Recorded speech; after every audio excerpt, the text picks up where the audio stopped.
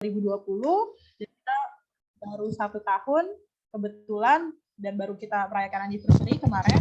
Dan Gerakan Perempuan ini akan selalu berusaha untuk belajar gitu, terutama pada siang hari ini kita ingin belajar lebih jauh bersama teman-teman mengenai apa itu keberagaman orientasi seksual dan lain-lain gitu bersama teman-teman IFOS gitu. Mungkin itu sebagai pemantik kita atau pemantik diskusi kita pada siang hari ini.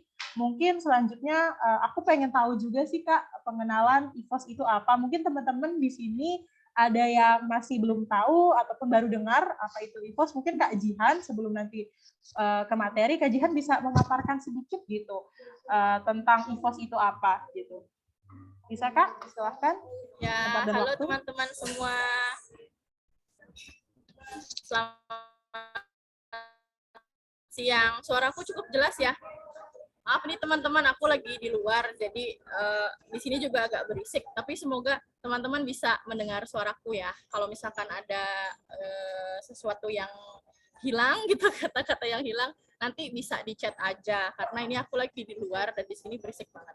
Oke, salam kenal semuanya. Aku Jihan, aku dari IFOS Indonesia. Jadi IFOS Indonesia itu adalah Youth Interfaith Forum on Sexuality, teman-teman. Organisasi orang muda lintas iman yang fokus pada isu ragam gender dan seksualitas. Kira-kira begitu. Jadi IFOS itu awalnya komunitas yang dibentuk pada 7 Maret 2010. Jadi udah cukup lama ya, 11 tahun IFOS itu ada gitu. Tapi memang dari dulu komunitas bentuknya dan baru transisi menjadi organisasi atau perkumpulan itu di tahun 2016 begitu. Dan kegiatan-kegiatannya ini ya salah satu kegiatan tahunan IFOS adalah Queer Camp, dan Dinda juga adalah salah satu alumni Queer Camp berapa ya kemarin? Queer Camp 8 ya, yang diadakan di Bogor. Begitu teman-teman. Jadi Queer Camp ini adalah semacam pendidikan alternatif buat teman-teman yang pengen tahu isu seputar ragam gender dan seksualitas, juga isu agama yang membicarakan seksualitas. Jadi kita ada sesi di mana bagaimana ruang-ruang keimanan itu melihat ragam gender dan seksualitas. Begitu sih teman-teman. Terus selain Queer Camp, kegiatan tahunan juga kita ada Listening You. Jadi Listening You itu modelnya diskusi biasa. Listening You itu dimulai tahun 2018 karena pandemi akhirnya online, dan jadi ada seriesnya gitu, dan kita juga udah punya modulnya. Modul Queer Camp juga udah ada, dan modul Listening You juga ada. Dan Listening You itu modelnya kita menghadirkan narasumber gitu ya, narasumber dari komunitas teman-teman ragam gender dan seksualitas untuk berbicara menjadi narasumber gitu kan. Nah, tapi pesertanya tuh nggak boleh nanya, karena kan biasanya kita kalau misalkan ngobrol biasa gitu ya sama orang-orang yang pada umumnya, kalau misalkan ngomongin soal LGBT itu pasti di stop, udahlah dosa gitu ya, udah nggak usah ngomong deh, yang bener tuh ini, yang bener tuh ini. Jadi listeningnya tuh nggak boleh nanya, nggak boleh, pokoknya nggak boleh, hanya boleh mendengarkan. Jadi ya kadang-kadang memang hanya perlu mendengarkan gitu, dan nggak usah bertanya di forum itu. Yang ada hanya refleksi kayak gitu. Jadi konsep listening you seperti itu. Nah, terus selain itu ada juga diskusi-diskusi di kampus-kampus, dan juga tidak lupa kita selalu melibatkan tokoh agama dalam kegiatan-kegiatan IFOS, karena memang fokusnya di ini ya, orang muda lintas iman, dan bagaimana ruang-ruang keimanan ini juga bisa inklusif gitu, membicarakan soal ragam gender dan seksualitas. Begitu. Terus juga IFOS ada punya satu platform lagi di YouTube, ada namanya Baby Talk, Bebas Bicara Talk. Kalau teman-teman pernah dengar gitu ya, atau kalau misalkan belum pernah dengar sama sekali, langsung aja lihat channel YouTube Baby Talk gitu, dan di situ bisa bisa teman-teman temui bagaimana kerja-kerja YIVOS lah, apa aja isunya yang dibahas selain agama dan seksualitas kayak gitu. Gitu teman-teman, dan ini akan dilanjutkan sama Andra ya, yang akan membahas materi soal Sogi SC, karena aku tidak bisa menemani dan sepertinya lebih baik juga untuk Andra yang ngomong gitu ya, daripada aku sebagai elai yang baik, cie. Enggak sih.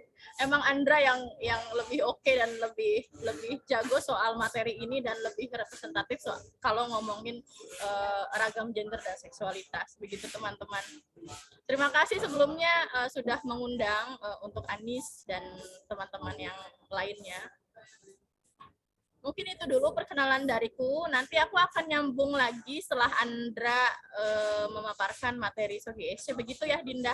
Terima kasih. Oke, siap-siap Kak. Terima kasih atas pemaparan intronya tentang YIVOS itu. Biar di sini teman-teman tahu apa itu YIVOS dan segala macamnya gitu. Kegiatan-kegiatan yang mungkin nanti teman-teman bisa mengikutinya di kedepannya. Oke, mungkin itu menarik gitu, sisi menarik daripada YIVOS, dan tadi juga udah ada perkenalan dari Gerak Perempuan UGJ itu. Selanjutnya mungkin untuk mempersingkat waktu ya, kita akan langsung ke pemateri pertama, yaitu ada Kak Andra dari YIVOS, dan izinkan saya ya sebelum Kak Andra memaparkan materi, kita akan perkenalan dulu. Nanti aku izin dulu ya Kak ya, aku akan membacakan sedikit CV tentang Kak Andra gitu, sebelum kita mulai materi kita tentang Sogi SC. Oke, Kak Andra sendiri itu merupakan bagian dari YIVOS Indonesia di divisi Humas, Media, dan Publikasi, tepat dari tahun 2016 sampai tahun 2021. Dan Kak Andra ini merupakan seseorang yang memiliki kemampuan dalam pemahaman mengenai gender, seksualitas, yang telah bekerja kurang lebih selama 7 tahun untuk menjadi trainer, fasilitator dalam kegiatan yang memiliki isu terutama di bidang keimanan dan juga seksualitas. Untuk lebih jelasnya nanti mungkin bisa catch up sendiri sama Kak Andra. Untuk membersihkan waktu teman-teman, mungkin Kak Andra bisa mulai materi kita hari ini tentang Sogi SC. Tempat dan waktu dipersilakan.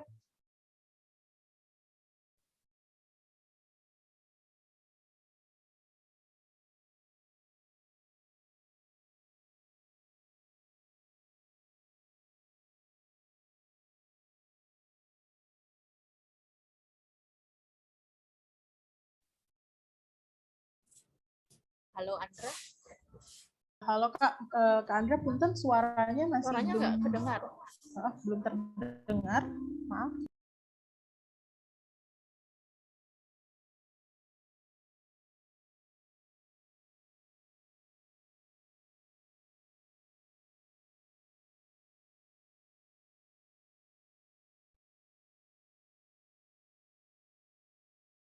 Maaf Kak Andra, suaranya masih belum kedengaran. Mungkin ada trouble di sound-nya. Gimana? Coba Kak Andra, bisa diperbaiki atau mungkin suaranya masih belum terdengar Kak? Halo. Oke, nah ya udah fine. Ya. Oke, aku boleh izin untuk share ini nggak? Share materinya? Oh, boleh. Oke. Tadi aku minta siapa ya?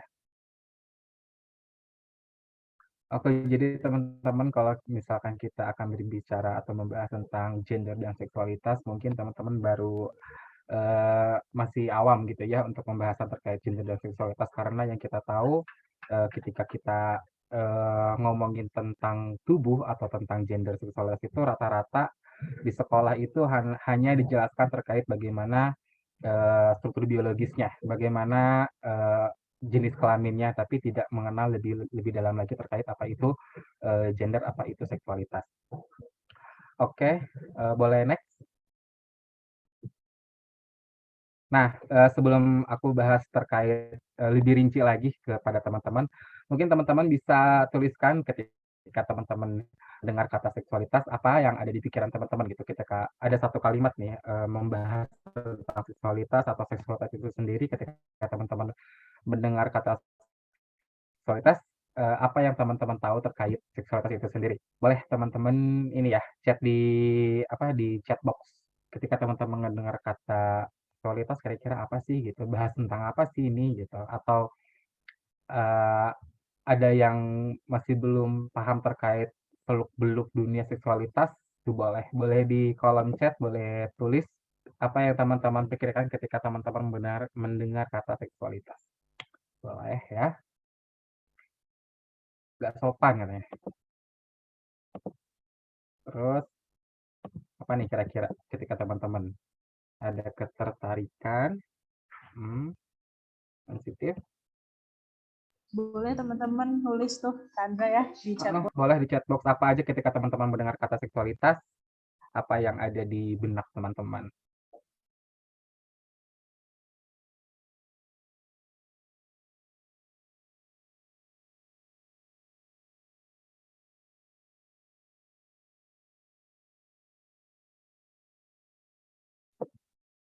Oke, ada pembeda antara laki-laki dan perempuan, biologis, reproduksi, rasa suka, sesuatu yang dianggap tabu untuk dibicarakan di ranah publik. Ngewek, ada lagi nggak? Apa kira-kira hubungan intim ketika mendengar kata seksualitas, apa yang ada di benak teman-teman? Hal yang tabu, lalu ada apa lagi?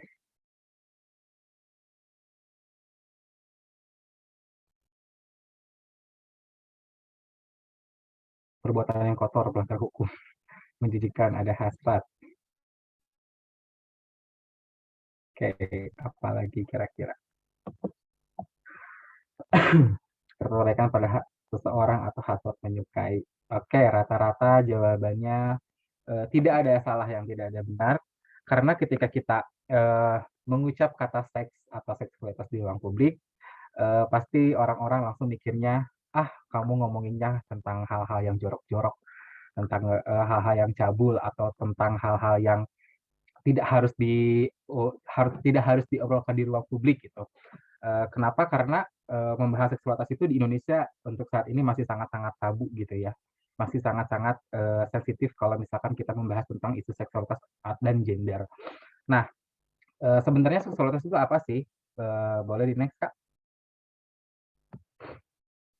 Nah, jadi teman-teman menurut WHO, ketika kita mendengar kata seksualitas, menurut WHO nih ya, World Health Organization, seksualitas merupakan aspek hidup manusia yang mencakup yang pertama ada seks, identitas dan peran gender, orientasi seksual, erotisme, kenikmatan, dan keintiman dan reproduksi. Jadi ketika kita akan membahas tentang terkait seksualitas, tidak jauh-jauh dari yang namanya seks, tidak jauh-jauh dari namanya identitas gender, tidak jauh-jauh dari namanya peran gender, ada juga orientasi seksual, erotisme, kenikmatan, keintiman, dan reproduksi. Jadi ketika teman-teman bilang seksualitas itu apa terkait hasrat? Iya benar, ada terkait erotismenya juga. Hal-hal yang tabu, iya di Indonesia ngomongin tentang seksualitas itu masih tabu karena di sekolah-sekolah tidak ada kita menjelaskan terkait apa itu seksualitas dan apa itu gender. Yang ada di biologi itu hanya terkait tentang alat-alat reproduksinya aja yang dibahas, tapi belum secara keseluruhan bahas tentang seksualitas atau bahas tentang gender gitu ya. Nah, lalu seksualitas dialami dan diekspresikan dalam yang pertama ada pikiran. Jadi ketika kita ngomong tentang seksualitas pasti itu terucap dalam pikiran, dalam fantasi, fantasi seksual itu masih mencakup atau diekspresikan dalam halnya fantasi. Lalu ada hasrat juga, lalu ada kepercayaan, bagaimana kepercayaan mengatur seksualitas, bagaimana agama juga mengatur seksualitas, bagaimana cara berhubungan intim seseorang itu diatur dalam berbagai kepercayaan gitu ya, bukan hanya agama aja tapi budaya pun mereka banyak mengatur tentang seksualitas. Lalu ada sikap, ada nilai, ada perilaku, ada kebiasaan, ada peran dan relasi. Karena kalau kita ngomong terkait peran dan relasi antar manusia pasti tidak jauh-jauh dari nama seksualitas. Selain makhluk sosial, manusia pun termasuk makhluk seksual gitu ya. Jadi yang dibahas bukan hanya tentang seksualnya aja, tapi ada juga sosialnya. Itu kalau misalkan kita berbicara tentang seksual atau seksualitas. Nah, kenapa ini masih menjadi tabu? Karena reproduksi pengetahuan yang kurang, yang buruk di masyarakat kita menjadikan sumber informasi terkait terkait seksualitas ini atau maupun gender ini tidak komprehensif gitu. Jadi tidak adanya bahasan-bahasan di ruang-ruang seperti kita ini gitu ya, menciptakan ruang-ruang untuk membahas tentang seksualitas itu sangat jarang gitu, apalagi di masyarakat, lingkungan masyarakat umum gitu. Orang masih berpikir tabu kalau misalkan kita bahas tentang seksualitas itu pasti bahas tentang yang jorok-jorok. Tapi kenyataannya enggak. Bahas seksualitas itu membahas sesuatu yang ada di diri kita gitu ya. Bukan hanya membahas hal-hal yang tidak baik, tapi ini membahas tentang apa yang ada di diri masing-masing manusia gitu, Mak. Seluruh manusia pasti punya yang namanya seksualitas gitu ya. Pasti di dalam dirinya punya pembahasan mengenai seksualitas. Namun seringkali kalau kita bahas tentang seks itu dikait-kaitkan dengan perilaku seksual atau aktivitas seksual. Oh, pasti ngomongin seks, pasti ngomongin hubungan di atas ranjang, pasti ngomongin tentang bagaimana posisi-posisi ketika kita melakukan penetrasi, melakukan perilaku seksual. Ternyata tidak seperti itu gitu ya. Yang bisa dilihat juga di sini kalau misalkan seksualitas itu bahasnya bukan hanya tentang seks saja gitu. Seks sendiri itu bukan artinya melakukan suatu hubungan seksual gitu ya. Seks itu sendiri nanti kita akan bahas di term-term yang lainnya. Tetapi ya itu seksualitas itu hal yang luas gitu. Jadi seksualitas itu termasuk bisa dibilang payung di bawah payung itu kita akan bahas-bahas tentang orientasi seksual, tentang identitas gender, tentang gender gitu. Jadi semua peran-peran terkait diri manusia itu dibahas dalam satu payung yaitu seksualitas. Gitu. Nanti jika teman-teman yang ingin disampaikan atau ingin bertanya langsung chat di kolom komentar aja, nanti mungkin Dina akan bacain setelah kita selesai materinya, nanti akan ada sesi tanya jawab gitu ya. Oke, boleh next. Nah, lalu kita bicara tentang Sogi SC. Sogi SC ini emang termasuk belum banyak orang yang tahu terkait konsep ini. Jadi apa itu Sogi SC? Konsep pemahaman mengenai keberagaman seksualitas yang meliputi orientasi seksual, identitas gender, ekspresi, dan karakteristik seks. Nah, kalau lebih spesifiknya lagi, banyak orang-orang yang bilang kalau misalkan Sogi SC itu membahas tentang orientasi seksual yang di luar heteroseksual. Gitu. Tapi nyatanya enggak. Jadi Sogi SC ini masing-masing individu, masing-masing manusia itu pasti punya yang namanya Sogi SC. Pasti dia punya orientasi seksual, punya identitas gendernya apa, ekspresinya apa, dan karakteristiknya seksnya apa. Tujuan dalam pemahaman Sogi SC ini apa sih? Yang pertama ya ada membuka wawasan untuk pemahaman seksualitas yang begitu cair sehingga kita tidak terjebak dalam pengkotak-kotakan yang ajak mengenai identitas seseorang. Jadi identitas seseorang itu nggak hanya cuma satu dia hetero gitu ya. Tapi juga ada ngomongin tentang seksualitas dan gender itu ada kesinambungannya tapi tidak sama gitu. Ada perbedaan walaupun pembahasannya sama tapi tidak ada hubungannya satu sama lain gitu ya.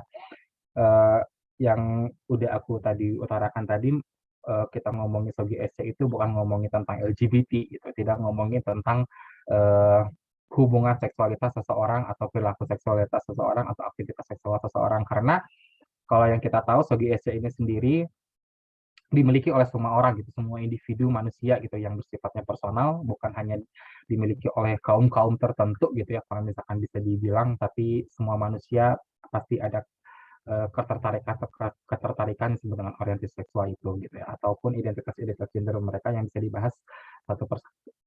Itu mungkin kalau misalkan terkait bagaimana kita bisa mengutarakan terkait mengapa kita harus belajar Sogi SC karena di luar sana atau di dunia pendidikan di Indonesia belum adanya pendidikan seksual yang komprehensif yang membahas terkait Sogi SC ini. Yang ada ya itu di sekolah-sekolah hanya dibahas terkait dengan apa produksi atau hanya seksnya aja.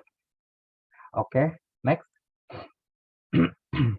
Nah, lalu secara garis besar kalau kita ngomong Sogi SC di sebelah yang kanan ini namanya gender based person. Jadi ini menggambarkan secara mudah bagaimana pembeda-pembeda antara orientasi seksual, identitas gender, ekspresi gender, karakteristik seks.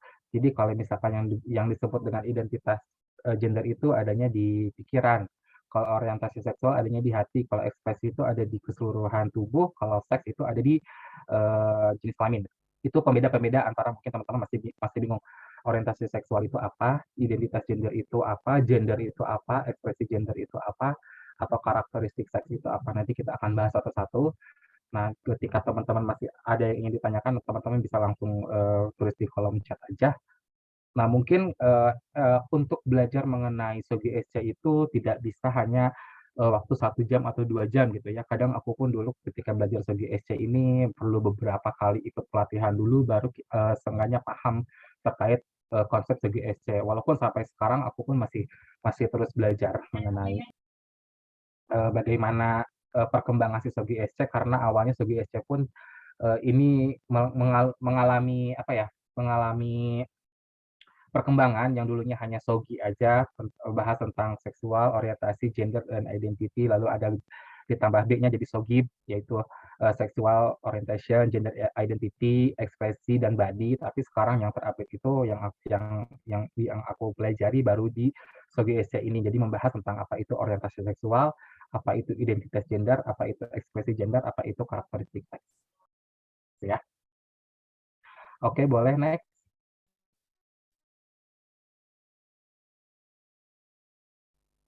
Nah, ketika ngomong karakteristik seks, seks itu teman-teman kalau misalkan teman-teman bilang seks itu apa dan jawabannya seks itu adalah melakukan hubungan intim dengan pasangan atau dengan bukan pasangannya, itu hanya disebut dengan perilaku seks. Itu perilakunya, tapi untuk seks sendiri, kategori seks itu sendiri memiliki arti ialah jenis kelamin. Jadi ketika teman-teman ketika teman-teman tahu apa itu seks, ya seks itu jenis kelamin. Lalu seks itu apa? Seks itu adalah karakter biologis yang melekat pada diri setiap manusia. Penekanannya ada perbedaan struktur kromosom, hormon, serta alat kelamin, genitalia, dan organ reproduksi. Nah, secara garis besar dibedakan ada 3, ada jantan, betina, dan interseks. Kenapa sebut jantan betina? Karena kan sebutnya ini biologis. Kalau misalkan biologis itu hanya terpaku pada organ-organ yang ada di tubuh manusia. Jadi bukan hanya yang dikonstruksikan, tapi juga ada genitalia atau alat-alat kelamin atau organ reproduksi di dalamnya. Jadi seks itu bukan tentang berhubungan badan atau perilaku seksual, tapi kalau misalkan teman-teman ditanya terkait apa itu seks, seks itu ialah jenis kelamin gitu ya. Nah, di sini ada 3, yaitu ada jantan, ada betina, dan interseks. Jadi, apa itu interseks? Aku akan jelasin sedikit. Mungkin interseks adalah kondisi individu yang memiliki karakteristik seks yang berbeda dengan kategorisasi medis yang konvensional, yaitu tubuh perempuan atau betina dan tubuh jantan atau laki-laki. Dan identitas dan interseks berbeda dengan hemafrodit atau kondisi kelamin ganda, karena sesuatu yang berbeda antara interseks dan hemafrodit. Mungkin kalau teman-teman tahu tentang Aprilio Manganang yang kemarin sempat booming karena dia akhirnya tahu gendernya dia sebagai laki-laki, dia itu bukan termasuk transgender ataupun dia intersex. Dia itu kalau nggak salah punya kelainan dalam genitalianya atau dalam alat kelaminnya itu disebut hipospadia. Jadi si lubang kencingnya itu nggak ada di ujung gitu, walaupun dia memiliki karakteristiknya berpenis, tapi si alat kencingnya tuh nggak ada di ujung, tapi ada di bawah gitu. Nah, yang kita tahu hingga saat ini, siapa sih yang menentukan seseorang lahir itu, yang menentukan dia perempuan atau laki-laki gitu ya? Ya tenaga medis gitu ya, dokter gitu yang menentukan bahwa seseorang ketika mereka lahir yang ditentukan jenis kelamin atau identitas gendernya ya oleh si dokter itu gitu. Bahwa kamu laki-laki, bahwa kamu perempuan. Tapi nyatanya yang kasus Aprilio Manganang ini dilihat dari struktur si genitalianya itu seperti perempuan karena si lubang kencingnya itu nggak ada di ujung, ada di bawah gitu. Jadi dokter mengidentifikasikan bahwa dia itu perempuan. Gitu. Padahal kalau lihat dari struktur-struktur tubuhnya itu, biologisnya itu bahwa dia seorang laki-laki. Gitu. Oke, nah lalu ada apa aja sih di dalam jenis kelamin? Bukan hanya jenis kelamin itu bukan hanya penis dan vagina aja, tapi banyak sekali unsur di dalam jenis kelamin tersebut. Oke, bisa next. Nah, kalau bisa dibilang ada anatomi yang primer itu ada, atau anatomi yang primer itu ada penis dan vagina, itu alat kelamin termasuk jenis kelamin yang primer, itu yang terlihat gitu ya, yang bisa dilihat oleh seseorang gitu ya. Nah, alat kelamin ini teman-teman kalau misalkan dilihat dari tampilan fisiknya ini mereka bisa dirubah.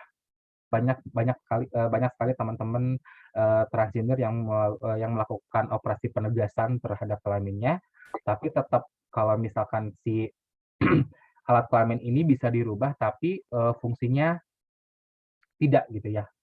Mesti ditekankan lagi kalau misalkan alat kelamin ini bisa dirubah, bentuknya bisa dirubah, secara tampilan fisiknya bisa dirubah, tapi untuk fungsinya itu nggak bisa gitu ya. Lalu yang ada di alat kelamin yang termasuk dalam kategori anatomi yang sekunder itu yang pertama ada massa otot. Perbedaan antara massa otot dengan laki-laki dan perempuan itu berbeda adalah penyebaran rambut. eh, penyebaran rambut antara laki-laki dan perempuan berbeda, ada atau mungkin ada aja perempuan yang memiliki kumis gitu, kumis tipis atau mungkin punya jenggot gitu ya, itu termasuk juga ada di dalam jenis kelamin gitu ya. Lalu ada bentuk tubuh seperti payudara dan struktural itu yang berbeda antara jantan dan betina. Lalu ada gonad, ada testis dan ovarium. Gonad itu sebagai reproduksi, alat reproduksinya menghasilkan sperma, dan juga ovarium dalam menghasilkan telur. Gitu. Lalu ada hormon, ada estrogen atau testosteron, lalu ada kromosom. Nah, kalau misalkan dilihat dalam anatomi, gonad, hormon, kromosom ini termasuk dalam jenis kelamin. Jadi kalau misalkan teman-teman mau mau tahu lagi terkait jenis kelamin atau seks itu sama dengan jenis kelamin. Jadi seks itu bukan hanya ngomongin tentang penis vagina, tapi jenis kelamin itu termasuk juga ada estrogen, testosteron, hormon pun termasuk itu disebut dengan jenis kelamin. Kromosom pun sama, itu disebut dengan jenis kelamin. Oke, kalau itu tentang karakteristik seks atau tentang jenis kelamin. Oke, boleh next. Nah, lalu ngomongin tentang gender. Ada beberapa pemahaman-pemahaman terkait gender. Jadi gender itu merujuk pada keragaman peran, fungsi, dan identitas yang merupakan hasil konstruksi sosial atau bentukan masyarakat. Jadi gender ini dibentuk oleh konstruksi sosial dan juga dibentuk oleh masyarakat di mana dia tinggal. Lalu pemaknaan fungsi gender itu sangat kontekstual. Jadi kalau kita ngomongin tentang gender, tentang perempuan, laki-laki, transgender ataupun gender-gender lainnya, itu pemaknaannya sangat kontekstual. Mereka ada peran-peran terkait gender perempuan dibahas dalam bentuk kontekstual gitu, dalam kitab-kitab agama, dalam peraturan-peraturan. Jadi banyak sekali aturan-aturan yang mengatur tentang gender seseorang gitu, baik itu perempuan atau laki-laki. Bisa berbeda di satu tempat dengan tempat lainnya, atau dari budaya satu ke budaya yang lainnya. Kalau kita ngomongin tentang gender itu berbeda, akan ada perbedaan antara kalau kita ngomongin gender di Jawa dengan gender di Sumatera misalkan. Kalau kita ngomongin tentang perempuan di Jawa, di Sunda, atau misalkan di Sumatera Utara berbeda. Kalau misalkan di Padang perempuan itu lebih dominan daripada laki-laki. Jadi ada peran-peran yang berbeda dari setiap daerahnya terpengaruh dari budaya-budaya di masing-masing daerah. Jadi setiap peran-perannya akan berbeda, fungsi-fungsinya akan berbeda di masing-masing daerah. Pembahasan mengenai gender biasanya melekat dengan kualitas sifat maskulin dan feminin. Jadi ketika misalkan kita ngomongin tentang orang yang maskulin itu pasti gendernya laki-laki. Orang yang memiliki ekspresi gender feminim itu pasti perempuan, padahal kan enggak gitu. Ada juga perempuan yang memiliki ekspresi gendernya maskulin, ataupun ada laki-laki yang memiliki ekspresi gendernya feminim, sebaliknya gitu. Ataupun ada di antara keduanya yang bisa disebut dengan androgen gitu ya. Nah, itu definisi dasar tentang gender. Gender itu merujuk pada keragaman peran, fungsi, dan identitas yang merupakan hasil konstruksi sosial atau bentukan masyarakat. Jadi gender ini dibentuk oleh masyarakat, bagaimana dia bisa berperan, bagaimana dia memiliki fungsi, dan bagaimana dia mengidentifikasikan dirinya sendiri. Yaitu untuk gender. Lalu next. Nah, untuk identitas gender sendiri, di sini bicara tentang siapa kamu atau pengalaman individu yang secara internal terhadap gender yang begitu mendalam, tidak harus sesuai dengan jenis kelamin. Nah, kalau misalkan bisa dilihat di gambar, ada cis laki-laki, cis perempuan, atau transgender. Seseorang yang penghayatan gendernya sama dengan seks biologis. Jadi, kalau misalkan kita menghayati gender kita di sini laki-laki dan juga jenis kelamin kita laki-laki, memiliki penis, dan juga hormonnya testosteron gitu ya, itu disebut dengan cis male atau cis laki-laki. Ya teman-teman, kalau misalkan apa yang kita identifikasikan dan apa yang kita apa yang ada di kelamin kita, seks biologis kita itu disebut dengan cis laki-laki atau cis perempuan gitu. Nah, kecuali yang satu lagi, ada seseorang yang menghadapi gender berbeda dengan seks biologis. Jadi dia mengidentifikasikannya yang di otaknya sama yang di jenis kelaminnya berbeda. Di otaknya perempuan, yang jenis kelaminnya laki-laki itu disebut dengan transgender. Nah, di sini ada cisgender, kalau dikategorikan cisgender itu ada laki-laki cis dan perempuan cis gitu ya. Kalau misalkan teman-teman masih bingung cisgender apa sih, cis hetero apa sih, cisgender het apa sih gitu. Karena banyak term-term yang melekat kepada dari tubuh seseorang gitu ya, karena banyaknya identitas itu. Nah, kalau misalkan cis laki-laki yaitu yang ditegaskan tadi, dia penghayatannya di otaknya itu sama dengan jenis kelaminnya. Kalau transgender itu berbeda. Jadi dia merasa berbeda kalau misalkan dia mengidentifikasikannya bukan dia seorang memiliki memiliki seksnya, memiliki jenis kelaminnya laki-laki, tapi dia mengidentifikasikan dirinya perempuan, itu yang namanya transgender gitu ya. Transgender pun ada dua, ada trans laki-laki dan trans perempuan. Kalau misalkan kita bicara transseksual, itu transseksual merupakan seseorang yang sudah melakukan transisi medis. Transisi medis bukan hanya penegasan kelamin aja, jenis kelamin aja dari laki-laki menjadi perempuan atau perempuan menjadi laki-laki, tapi juga transseksual itu di mana dia sudah melakukan transisi medis baik dari hormonnya gitu ya, dia melakukan suntik hormon, itu sudah melakukan transisi medis, itu bisa disebut dengan transseksual. Nah itu ya teman-teman, kalau misalnya ngomongin tentang identitas gender, teman-teman harus tahu juga ada perbedaan antara cis laki-laki, cis perempuan, dan transgender. Adapun seseorang yang mengkategorikan non-biner gitu. Kalau laki-laki perempuan kan biner ya, jadi ada laki-laki perempuan itu sebutnya biner. Kalau misalkan non-biner itu mereka tidak ada di antara keduanya, mereka mengidentifikasikan dirinya kalau saya bukan laki-laki, kalau saya bukan perempuan gitu. Ada teman-teman ya. Nah, karena ngomongin tentang seksualitas itu teorinya ada, tapi pada saat prakteknya, di kehidupan kenyataannya itu lebih kompleks lagi gitu, lebih beragam lagi gitu. Bukan hanya ngomongin tentang laki-laki, perempuan atau transgender, tapi lebih banyak lagi, lebih komprehensif lagi ngomongin terkait apa itu gender gitu ya. Nah, perlu diingat aja untuk identitas gender itu ada cis laki-laki, cis perempuan atau cisgender, ada laki-laki cis dan perempuan cis, transgender ada trans laki-laki dan trans perempuan, ada juga ada transseksual. Jadi teman-teman bisa tahu bagaimana perbedaan antara transgender dan transseksual.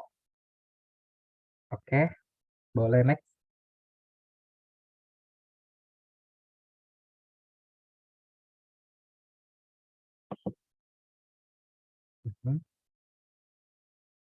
Boleh next, Kak.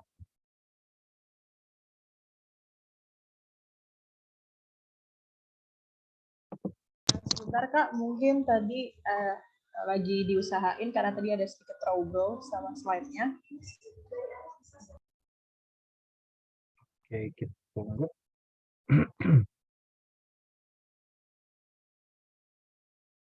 Nah, teman-teman bagi yang mau nanya terkait apa itu identitas gender atau gender, teman-teman boleh ya di kolom komentar, kita akan jawab, kita akan diskusi bareng-bareng, karena pun saya sama di sini masih belajar juga, jadi kita akan diskusi bersama.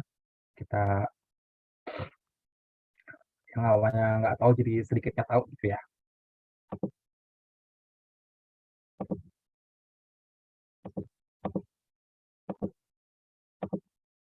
Kalau misalkan aku kecepatan boleh di ini ya.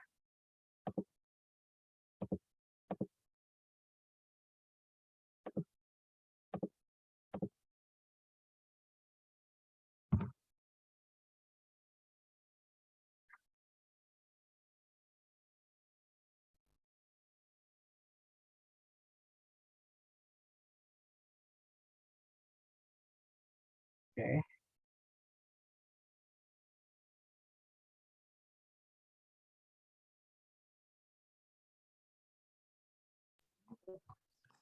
Oke teman-teman, udah ada share screen-nya, Oke, ya. kita share.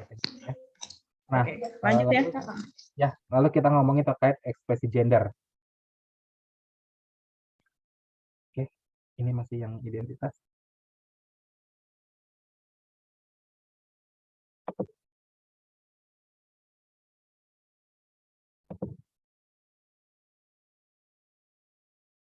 Oke, kalau kita tadi udah ngomongin tentang identitas gender, lalu kita akan ngomong ke ekspresi gender.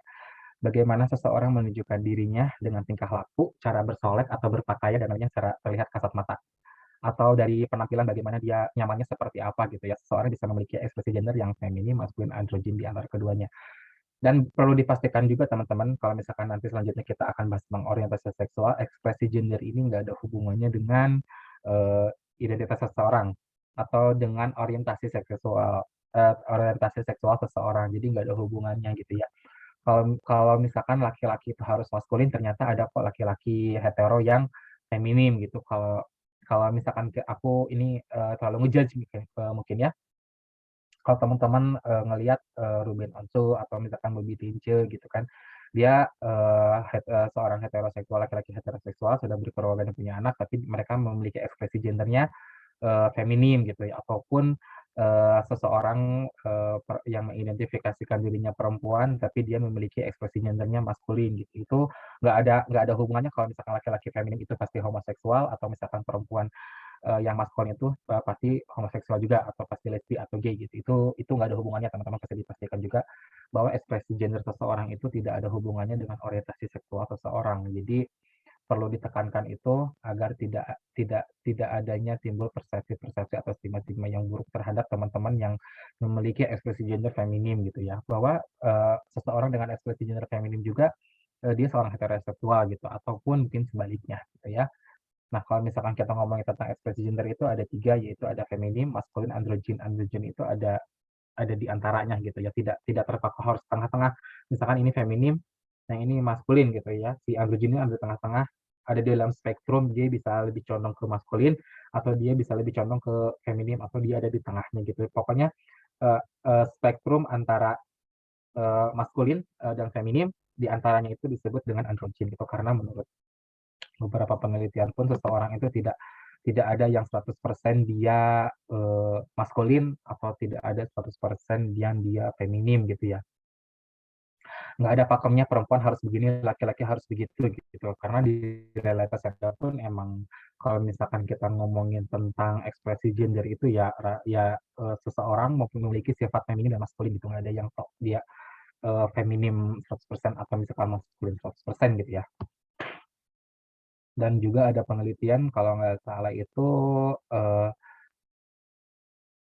apa ya, situasi penerimaan lingkungan termasuk ketersediaan ruang aman dan nyaman itu termasuk bagaimana mereka mempengaruhi keputusan seseorang untuk memilih dirinya dalam mengekspresikan gendernya gitu ya. Jadi termasuk dalam penerimaan lingkungannya, bagaimana kalau misalkan dia lebih nyaman untuk memiliki ekspresi gender feminim dan maskulin, itu dipengaruhi dari penerimaan lingkungan termasuk dengan ketersediaan ruang yang aman dan nyaman ya. Kalau misalkan nanti ditanya ekspresi gender seseorang itu ada feminim, maskulin, dan androgyn, dan perlu dipastikan ini tidak ada sangkut pautnya dengan dengan identitas gender atau orientasi seksual seseorang. Jadi mereka dengan identitas gender perempuan sangat bisa memiliki ekspresi gender yang maskulin gitu. Jadi nggak ada hubungannya dengan orientasi seksual gitu ya, ataupun identitas gender. Seorang heteroseksual laki-laki itu bisa memiliki ekspresi gender yang feminim, atau misalkan seorang heteroseksual perempuan dia bisa memiliki ekspresi gender yang maskulin gitu, ataupun di keduanya. Oke, boleh next. Nah, bicara tentang seksualitas, orientasi seksual adalah ketertarikan manusia terhadap manusia lain terlibat rasa emosi dan romantis dan atau seksual. Jadi bisa dipastikan ya, orientasi itu kan ketertarikan, seksual itu rasa seksual. Jadi orientasi seksual itu ketertarikan seseorang terhadap 3 unsur nih. Kalau bisa dilihat, rasa emosi, romantis, dan atau seksual. Individu dari gender yang berbeda atau gender yang sama atau lebih dari satu gender. Dan kan tadi kita udah baca tentang identitas gender itu ada 3 kan. Kalau misalkan secara garis besarnya ada laki-laki, ada perempuan, ada transgender. Nah, untuk orientasi seksual ini, mereka memiliki 3 ketertarikan, yaitu harus adanya rasa emosi, harus adanya rasa romantis, dan atau seksual. Jadi dan atau seksual itu tidak harus melakukan hubungan seksual, tapi itu sudah termasuk dengan orientasi seksual. Nah, misalkan homoseksual. Kalau misalkan kita dilihat homoseksual, dia memiliki ketertarikan yang melibatkan rasa emosi, romantis dan atau seksual kepada satu gender. Misalkan gendernya sama, itu disebut dengan homoseksual. Homoseksual dibagi lagi ada gay dan lesbi. Karena mereka memiliki ketertarikan tiga rasa ketertarikan itu. Jadi ada rasa emosi, ada rasa romantisme dan atau seksual. Itu disebut kalau misalkan gendernya sama itu disebut dengan homoseksual. Kalau heteroseksual itu dia memiliki ketertarikan terhadap manusia lainnya yang melibatkan rasa emosi, romantisme dan atau seksual. Terhadap gender yang berbeda itu disebut dengan heteroseksual. Lalu kalau ngomongin tentang masalah biseksual, biseksual itu seseorang manusia yang memiliki ketertarikan terhadap manusia lainnya dengan yang tadi ya, perlunya ada rasa emosi dan romantisme dan atau seksual terhadap dua gender biner. Karena kalau misalkan ngomong tentang bi itu dua, kalau misalkan seharusnya dia ketertarikan laki-laki dan transgender pun itu harusnya biseksual. Tapi kalau misalkan dalam konsep ini, biseksual itu ketertarikan seseorang terhadap manusia lainnya yang melibatkan rasa yang tadi, emosi, romantisme, dan atau seksual dengan dua gender biner, laki-laki dan perempuan gitu ya. Lalu kalau bicara tentang panseksual, di sini ada panseksual yaitu ketertarikan seseorang baik itu memiliki rasa emosi, romantisme dan atau seksual terhadap semua gender gitu ya.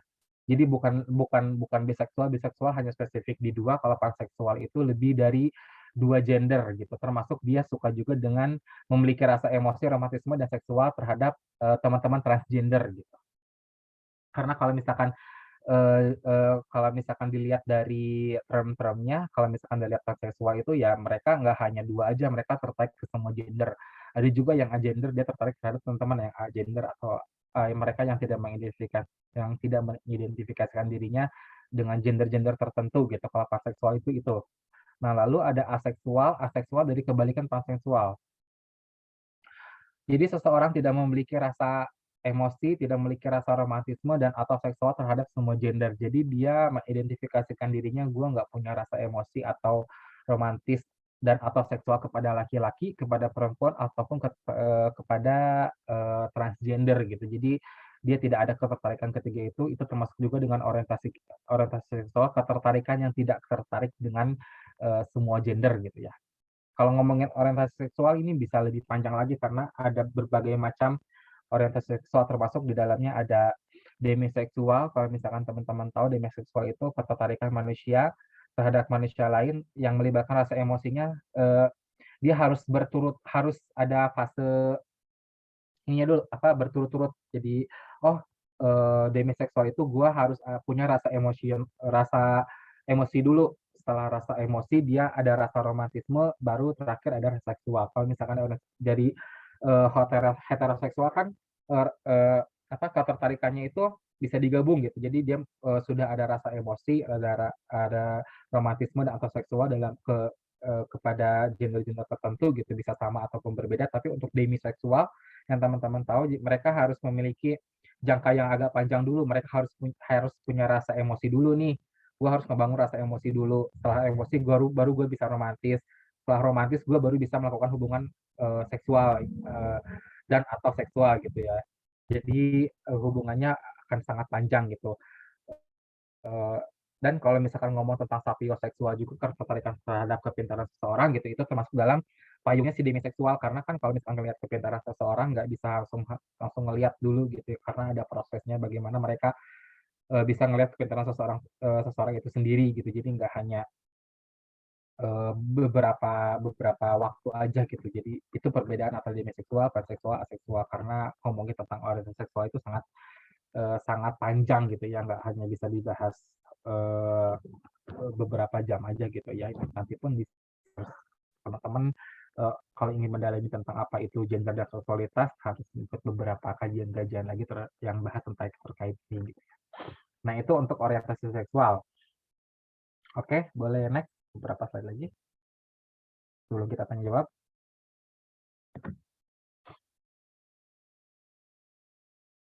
Oke.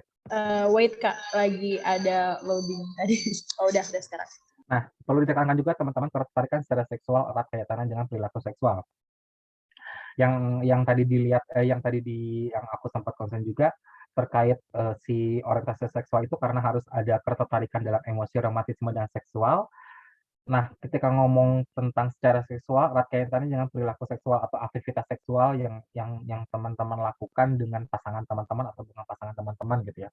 Perilaku seksual merupakan segala aktivitas manusia baik sendiri maupun melibatkan orang lain yang didorong oleh hasrat seksual yang umumnya dilakukan untuk mencapai kepuasan seksual. Bila dilakukan dengan orang lain harus melalui kesepakatan yang dibuat secara sadar, sukarela, dan tanpa paksaan. Kalau misalkan teman-teman akan melakukan hubungan seksual dengan sorry dengan manusia lainnya harus ada konsep ini terpikir dalam teman-teman, harus ada safe, sane, and consent. Jadi safe itu harus aman, harus sukarela, tidak ada paksaan yang tadi dibilang secara sadar, tidak dalam pengaruh obat atau tidak dalam pengaruh mabuk. Ya mereka harus sadar, harus sukarela, harus tidak ada karena iming-iming gitu ya, bukan karena oh nanti aku mau yang ada yang satunya nggak mau tapi yang satunya maksa gitu, itu bisa disebut dengan termasuk dengan kekerasan seksual atau pelecehan seksual ya. Perlu dipastikan lagi ketika teman-teman melakukan hubungan seksual itu harus secara sadar, sukarela, dan tepat tanpa paksaan. Jika tidak ada ketiga ini, itu bisa disebut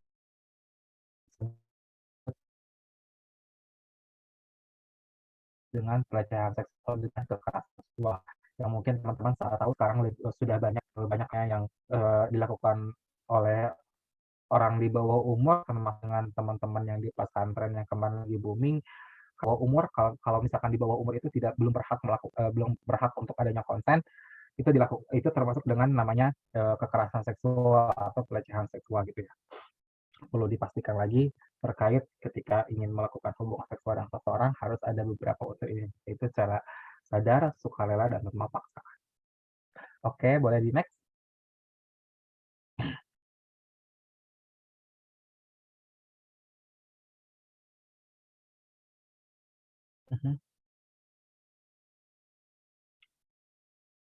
Nah,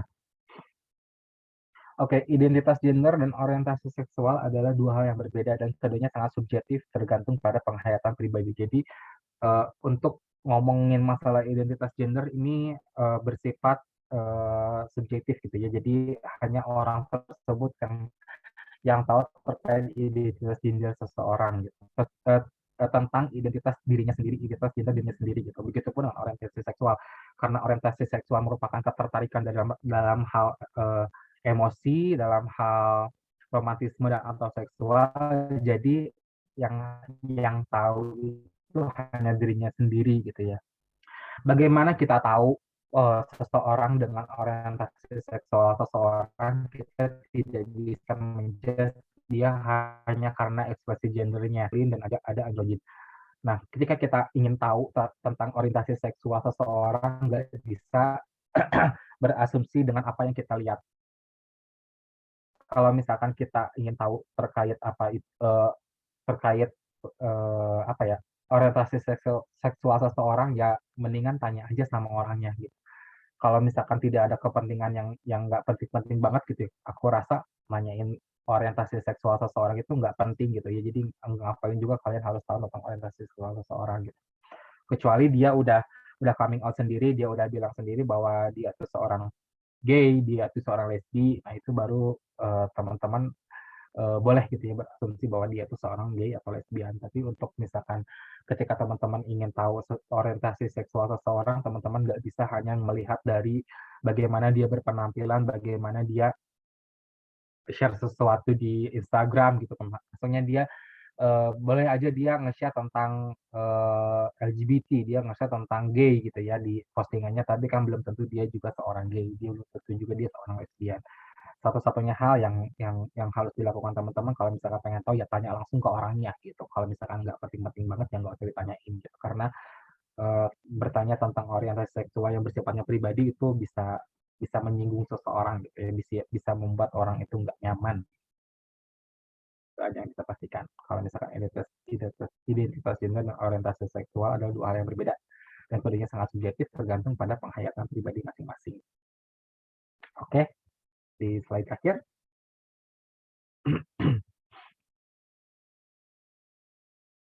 Oke, nah yang tadi saya sempat utarakan bahwa orientasi seksual tidak sama dengan ekspresi gender. Tidak ada kaitannya dengan ekspresi gender. Mau ekspresi gender seseorang itu maskulin, feminim, atau androgin, tidak ada hubungannya dengan orientasi seksual seseorang. Orientasi seksual seseorang kita tahu tadi ada hetero, ada homo, ada heteroseksual, homoseksual, biseksual gitu. Jadi itu tidak bisa dilihat dari bagaimana ekspresi gender dia gitu ya. Jadi seseorang heteroseksual bisa, laki-laki heteroseksual dia bisa memiliki ekspresi gender feminim, atau mungkin perempuan heteroseksual dia juga bisa memiliki ekspresi gender yang maskulin, jadi nggak ada hubungannya antara orientasi seksual dan ekspresi gender. Lalu ada orientasi seksual tidak ada hubungannya dengan perilaku seksual. Kalau kita ngomongin masalah perilaku seksual atau misalkan hubungan seksual atau aktivitas seksual itu tidak ada hubungan dengan orientasi seksual. Mungkin teman-teman sempat bertanya-tanya atau mungkin kepikiran bagaimana dengan laki-laki hetero yang melakukan hubungan seksual dengan teman-teman transgender. Ya. Jadi kalau misalkan teman-teman mau nanya sebenarnya si laki-laki heteroseksual itu homo atau hetero, kalau misalkan dia mengidentifikasikan dirinya sebagai heteroseksual, ya dia heteroseksual gitu. Yang menjadi concern-nya itu dia hanya melakukan hubungan seksual dengan kelamin yang sama gitu. Itu tidak ada hubungannya antara heteroseksual dengan perilaku seksual. Atau mungkin laki-laki hetero melakukan hubungan anal seks dengan laki-laki lain, itu nggak ada hubungannya dengan orientasi seksual, itu hanya perilaku seksualnya aja, hanya bagaimana dia melakukan aktivitas seksual dengan manusia lainnya gitu. Jadi nggak ada hubungan antara orientasi seksual ataupun identitas gender seseorang dengan perilaku seksual. Mesti ditekankan lagi, perilaku seksual itu termasuk dengan aktivitas seksual. Aktivitas seksual kan banyak yang melakukan penetrasi melalui vagina, melalui anus, atau misalkan oral seks, itu termasuk dengan perilaku seksual, aktivitas seksual gitu ya. Jadi nggak ada hubungannya antara orientasi seksual dan perilaku seksual atau orientasi seksual dan ekspresi gender. Jadi semuanya cair karena ngomongin seksualitas itu merupakan ngomongin sesuatu yang cair. Jadi nggak ada satu keterkaitan antara laki-laki itu harus feminim, laki-laki itu harus maskulin, perempuan itu harus feminim. Jadi nggak ada keterkaitan antara satu sama lain. Toh di realitanya ada kok perempuan hetero yang maskulin tapi dia punya anak gitu, atau mungkin ada kok laki-laki yang hetero dia punya anak tapi dia memiliki ekspresi gendernya feminim gitu. Jadi sangat tidak ada hubungannya dengan masing-masing ini gitu. Orientasi seksual tidak ada hubungan, tidak sama dengan ekspresi gender, atau orientasi seksual tidak ada hubungannya dengan perilaku seksual. Itu mungkin konsep-konsep segi SC yang sangat dasar yang bisa teman-teman pahami terkait apa itu orientasi seksual, apa itu identitas gender, apa itu karakteristik seks, yang teman-teman tahu juga. Kalau misalkan kalau sekarang udah tahu, jadi kalau kita ngomongin tentang seks itu bukan ngomongin tentang bagaimana melakukan aktivitas seksual, tapi ngomongin tentang jenis kelamin gitu, karena seks itu adalah jenis kelamin. Itu mungkin yang bisa aku sampaikan sejauh ini. Misalkan teman-teman yang nanya, silahkan.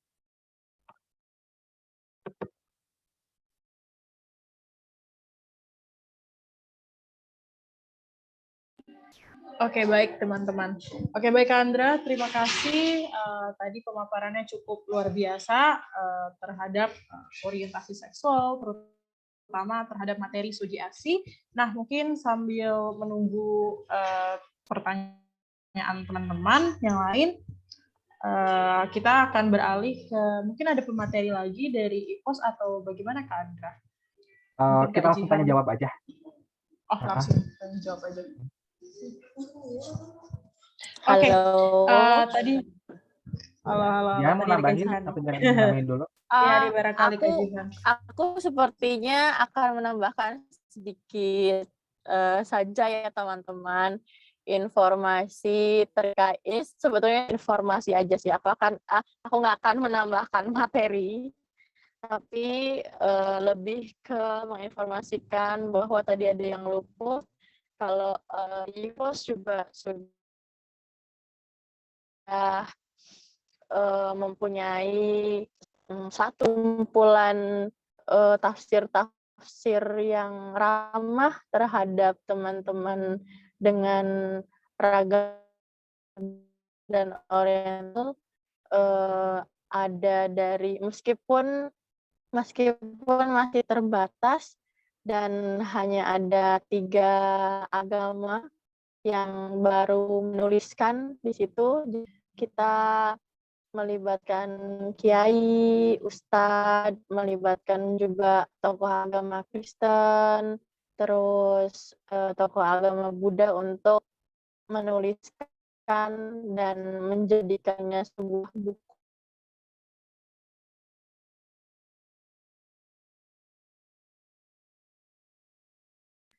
Maaf Kak Jihan, koneksinya mungkin terputus, gak ada suaranya. Halo, sampai mana tadi? Maaf koneksiku, aku terlempar. Sampai tadi pemuka agama Ustadz dan yang tadi umat Buddha sih terutama. Iya, tokoh agama Buddha juga. Jadi baru ada 3 tuh yang nulis soal pandangan agama-agama yang ramah terhadap ragam gender dan seksualitas, begitu teman-teman. Jadi kalau misalkan nanti ada pertanyaan yang terkait dengan agama, nanti aku bisa bantu jawab. Sama Anda juga kayaknya lagi sama Rangga di situ. Jadi nanti Rangga juga bisa masuk dan kenalan sama teman-teman semua begitu ya. Itu sih paling yang aku bisa jawab juga kalau misalkan ada yang nanya dari pandangan agama Islam. Kebetulan karena aku terlahir dan berproses di lingkungan Islam begitu ya.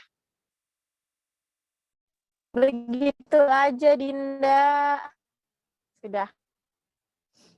Oke, baik. Terima kasih Kak Jihan. Dan tadi Kak Andra juga udah memaparkan materi tentang Soji ST, dan kaitannya juga dengan kepercayaan, berbagai kepercayaan tadi seperti Islam dan Buddha dan lain-lain.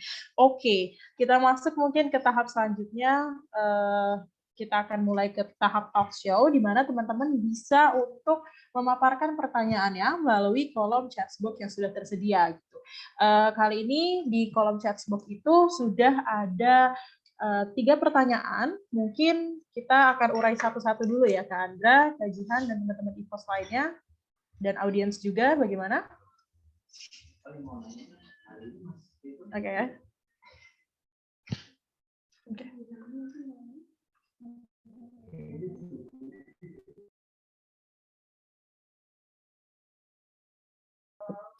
Oke, pertanyaannya mau Dinda yang bacain atau aku yang bacain? Dinda aja. Aku aja ya. Oke. Pertanyaan nih, pertanyaan pertama tentang panseksual dari Alta. Bedanya panseksual sama biseksual secara lebih signifikan gimana sih Kak? Setauku pansek itu dengan bisek itu berbeda. Mau dijawab dulu atau mungkin ditampung dulu Kak Andra pertanyaannya? Langsung jawab aja ya sekalian, maksudnya sekalian teman-teman yang lain mau bertanya juga, jadi boleh langsung diketik di kolom komen, atau misalkan teman-teman mau langsung ngomong boleh ya, nanti akan ada dikasih izin untuk teman-teman bisa ngomong untuk bertanya. Jadi yang tadi teman-teman, kalau misalkan kita ngomong tentang panseksual dan biseksual, kalau biseksual itu lebih spesifik kedua gender biner, kedua gender laki-laki dan perempuan. Biner itu kan hanya ada laki-laki dan perempuan gitu, yang kita tahu, yang untuk saat ini yang masyarakat pahami gitu terkait gender biner itu kan hanya ada 2, perempuan dan laki-laki. Jadi untuk biseksual itu mereka memiliki ketertarikan kedua gender biner tersebut gitu.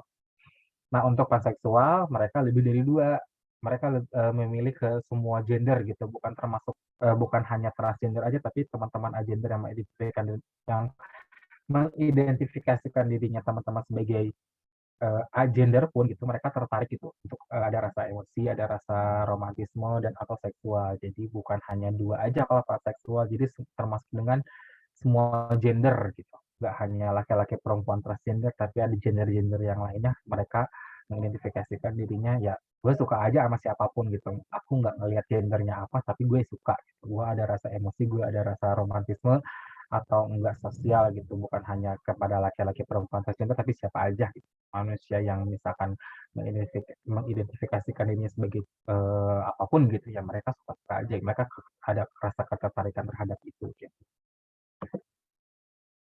Jadi bukan hanya dua itu aja kalau misalkan kita bisa tarik kesimpulannya. Ada perbedaan antara aseksual, antara panseksual dan biseksual. Gitu teman-teman. Sekali lagi boleh? Atau masih Lanjutnya kurang ini? ya, mungkin tadi Kak Alta udah jelas atau masih mungkin ada yang dipertanyakan tentang perbedaan daripada bisexual dengan pansexual?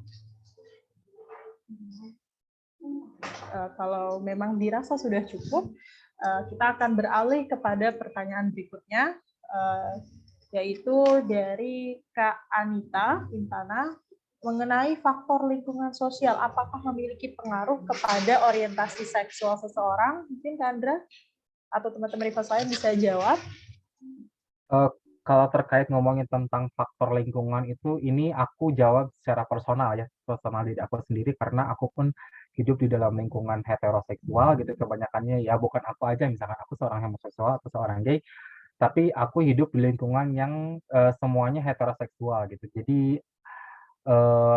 ada banyak orang yang bilang kalau orientasi seksual itu menular. Kalau menular, aku pikirnya karena lebih banyak heteroseksual di dunia ini, kenapa kita tidak ikut yang menjadi heteroseksual gitu? Kenapa harus yang heteroseksual jadi tertular menjadi homoseksual gitu? Menurut aku sih untuk terkait lingkungan itu tidak ada pengaruh dengan orientasi seksual seseorang gitu ya. Itu jawaban pribadi dari aku gitu. Mungkin teman-teman yang lain bisa ambil jawaban dari yang lain, tapi menurutku faktor lingkungan itu tidak ada pengaruhan dengan seseorang menjadi homoseksual, menjadi gay atau menjadi lesbian gitu, karena aku pun merasa orientasi seksual aku yang seperti ini ya aku rasain ya nggak ada perkembangan dari SMA karena aku gabung dengan banyak perempuan, enggak, tapi aku udah merasa ini dari kecil juga, aku udah merasa kalau aku ini berbeda, ada sesuatu yang berbeda dari laki-laki lainnya, kalau aku lebih tertarik dengan laki-laki lainnya.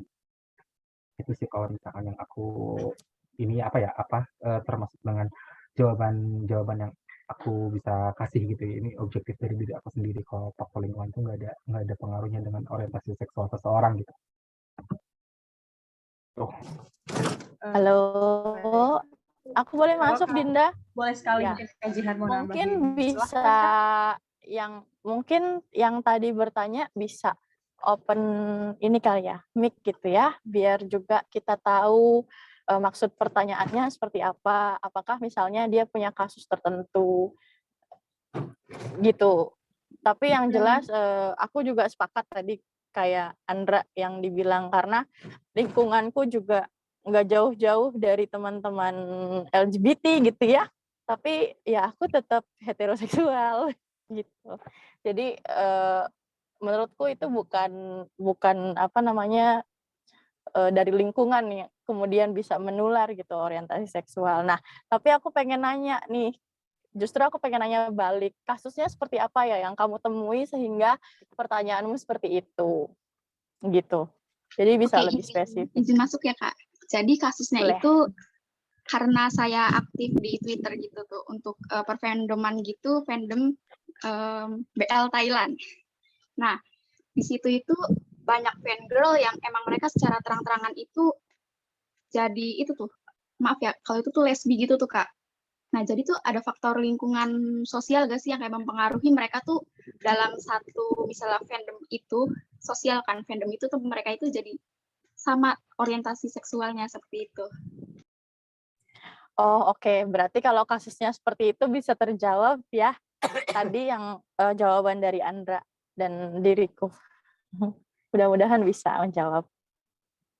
Kalau ngomongin terkait fandom, apakah maksudnya ketika dia dia memiliki ketertarikan kepada seseorang, apakah dia memiliki ketiga ketertarikan itu gitu. Misalkan kayak yang tadi kontennya kan kalau misalkan orientasi seksual itu dia memiliki ketertarikan atau ketertarik kepada manusia lainnya ada dari rasa emosi, romantisme dan atau seksual gitu. Ketika mereka apakah mereka benar-benar memiliki ketertarikan itu ketika itu kepada sesama jenisnya gitu ya, sesama gendernya atau mereka baru gue baru merasakan eh, apa ketertarikan secara emosinya aja nih, romantisnya belum ada dan tidak ingin melakukan aktivitas seksual gitu dengan yang sesama jenisnya gitu atau sesama gendernya. Itu bisa dipastikan lagi bagaimana mereka mengidentifikasikan dirinya sendiri gitu berdasarkan dengan pengalamannya, apakah dia punya pengalaman dari pada saat dia kecil atau misalkan dia beranjak dewasa dia baru menyadari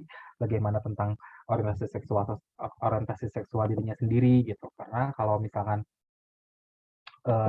yang dilihat tadi ya ketertarikan seseorang berdasarkan apa rasa emosi, romantisme dan seksual itu yaitu baru disebut dengan orientasi seksual seseorang.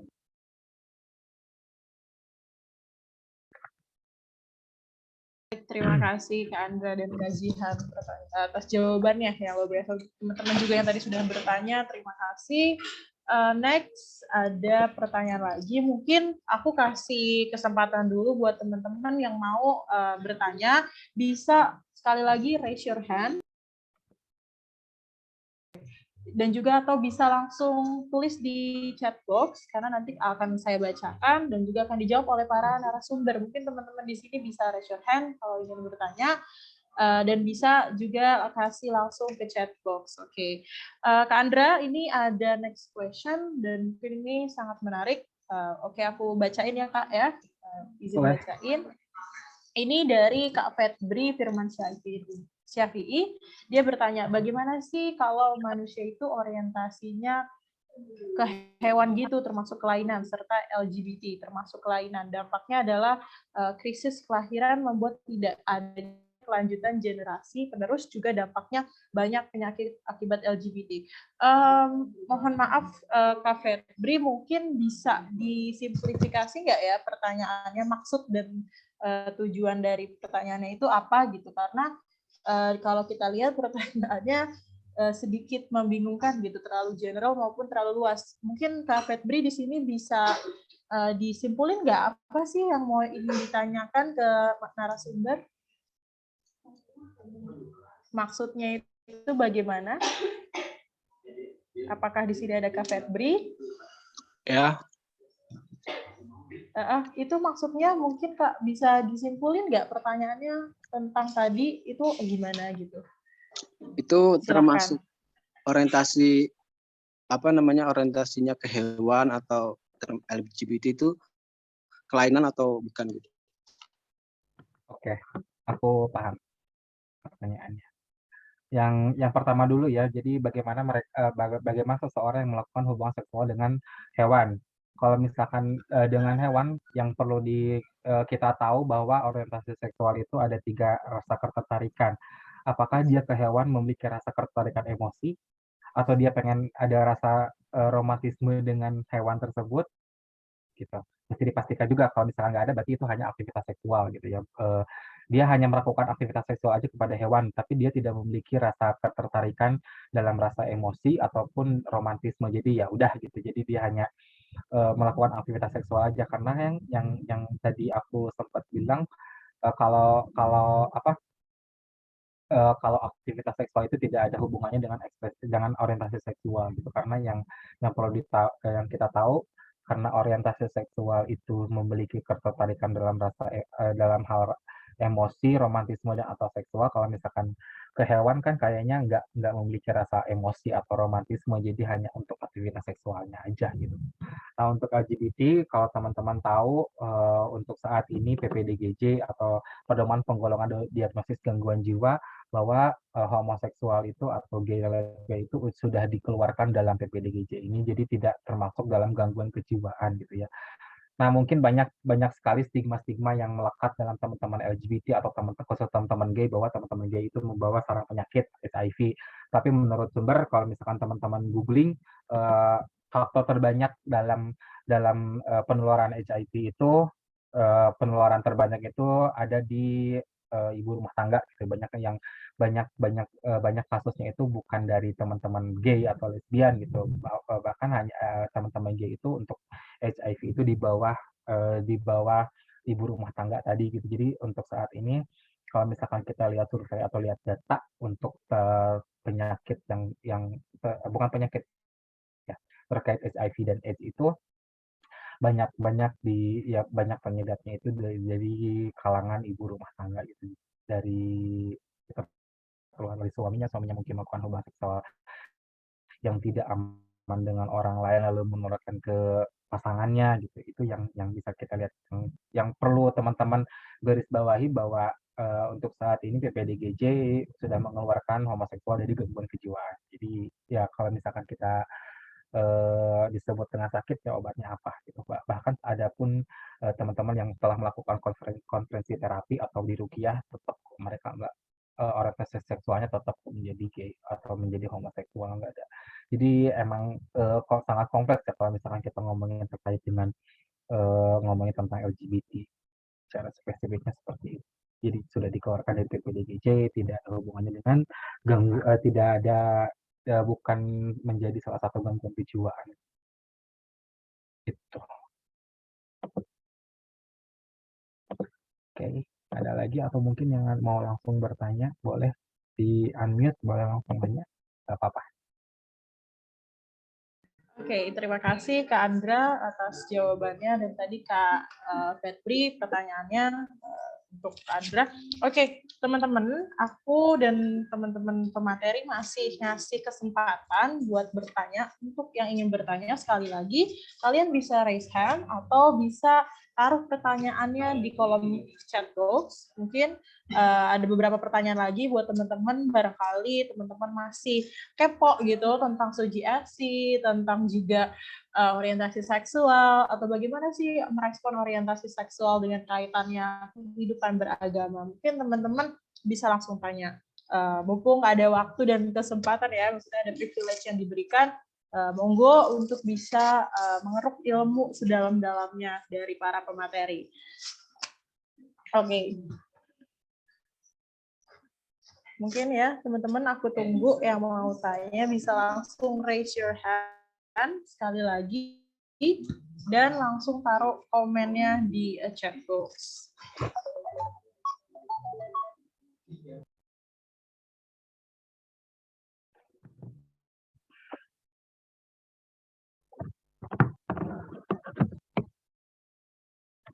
Oke, boleh tadi siapa yang raise hand? Mungkin boleh unmute aja, langsung bertanya boleh. Tadi yang raise hand langsung bisa unmute ya, bener. Barangkali mau ngomong aja, guys, teman-teman. Silahkan.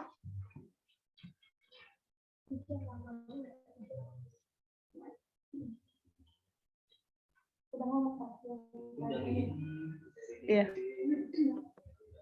Silakan teman-teman, tadi ada yang raise hand, bisa langsung memaparkan aja pertanyaannya ke narasumber.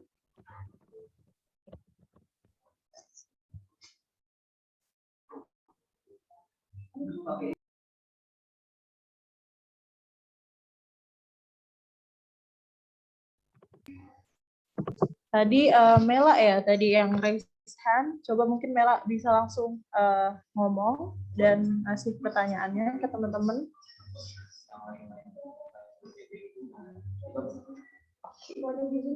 Oh, nggak ada di Zoom. Oke. Oke, sambil menunggu Mela, mungkin di sini ada berbagai pertanyaan lagi. Kak Andra, Kak Jihan, dan teman-teman infos lainnya nih ada di kolom chat. Mungkin aku bacain ya. Pertama, selanjutnya itu dari Ais Adli. Pertanyaan itu untuk Mbak Jihan katanya, terkait referensi sumber dari agama yang disebut Mbak Jihan gitu tadi tentang LGBT dan lain-lain, itu bisa didapatkan di mana ya?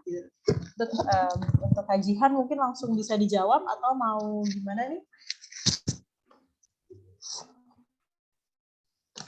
Halo. Oke. Kalau misalkan misalkan terkait bukunya kita sudah memproduksi ya di pos sendiri sudah membuat, cuman nanti kami akan minta kesepakatan apakah ini bisa disebar atau enggak gitu. Kalau bukunya kebetulan kalau nggak salah udah habis untuk yang apa apa sequel 1 gitu apa namanya itu. Untuk yang pertama itu terbitan pertama itu udah habis. Mungkin nanti kalau misalkan mau nanti kita akan kasih bentuk PDF-nya. Ada. Oke. Terima kasih Kak Andra. Oh Halo? itu Kak Ji udah balik. Iya, aku sebenarnya ada tadi, cuman masih belum bisa unmute. Jadi untuk siapa tadi yang nanya ya? Ais ya? Aisyah ini kan?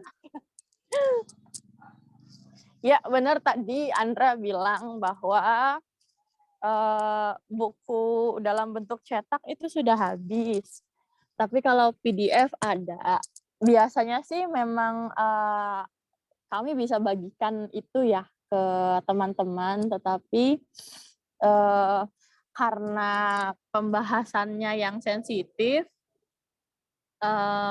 mungkin bagi teman-teman yang ingin mendapatkan bukunya nanti bisa hubungi aku atau Andra untuk memastikan bahwa ini akan aman gitu ya, karena banyak sekali kekhawatiran dan banyak sekali ancaman yang datang kepada Yivos gitu ya, terutama di media sosial. Karena Instagram Yivos juga ke-hack, makanya kita ganti alamat Instagram yang lain dan yang ke-hack itu tidak bisa dipulihkan kembali.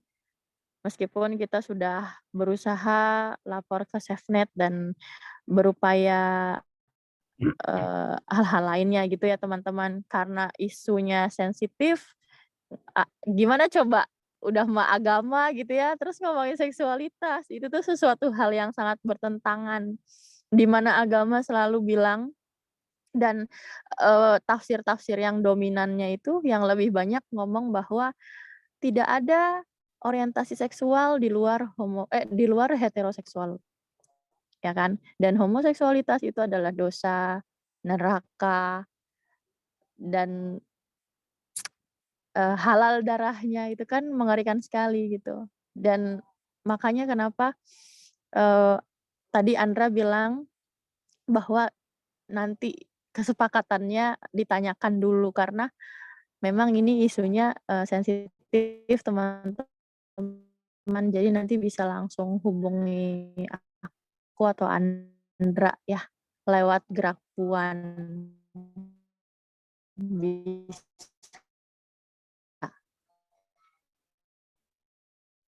Begitu.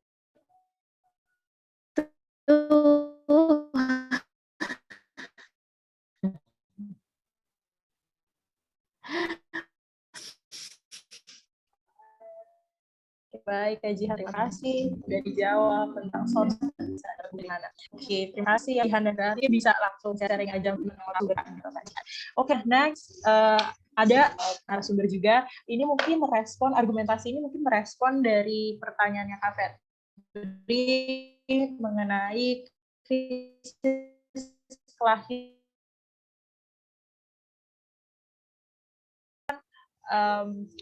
Argumentasi tambahan untuk menjawab pertanyaan dari Kak Febri.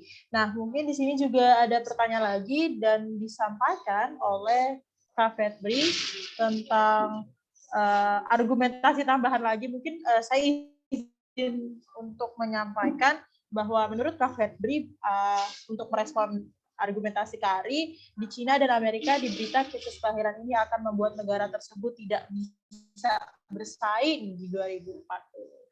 Oke, mungkin di sini narasumber ataupun teman-teman yang punya argumentasi bisa sharing aja di chat box atau bisa langsung raise your hand untuk unmute dan untuk menanggapi gitu ataupun dijawab. Ya, halo Kak Febri. Mungkin bisa ditelusuri lagi ya kebenaran beritanya begitu. Karena yang namanya